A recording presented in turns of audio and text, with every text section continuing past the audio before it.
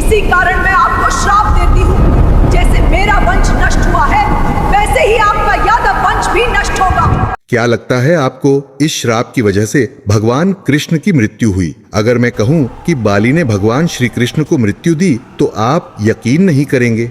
हाँ, यही सच है। बाली ही भगवान श्री कृष्ण की मृत्यु का कारण बना था। चलिए इसे विस्तार से समझते हैं। महाभारत का युद्ध समाप्त हुआ, कौरव वंश खत्म, हस्तिनापुर में शोक। गांधारी, जिसने अपने 100 पुत्र खो दिए थे, कृष्ण के सामने खड़ी थीं। तभी उन्होंने यह श्राप दिया था, लेकिन उस समय कृष्ण शांत रहे, क्योंकि वे जानते थे कर्म का चक्र चल चुका है। लेकिन यह अंत नहीं था। रामायण में जब भगवान राम ने बाली को छिपकर बाण मारा, तब बाली ने अंतिम क्षणों में कहा था, प्रभु आपने सामने से युद्ध नहीं किया, एक दिन आपको भी इसका फल मिलेगा। समय बदला, युग बदला। गांधारी के श्राप से यादव वंश आपस में ही लड़कर समाप्त हो गया। कृष्ण अकेले वन में पीपल के वृक्ष के नीचे ध्यान में बैठे थे। तभी एक जरा नाम के शिकारी ने उनके चरण को हिरण का सिर समझ लिया और बाण चला दिया। जब वह पास आया तो देखा स्वयं श्री कृष्ण। वह कांप उठा और बोला, प्रभु मुझसे घोर पाप हो गया। कृष्ण मुस्कुराए और बोले, डरो मत,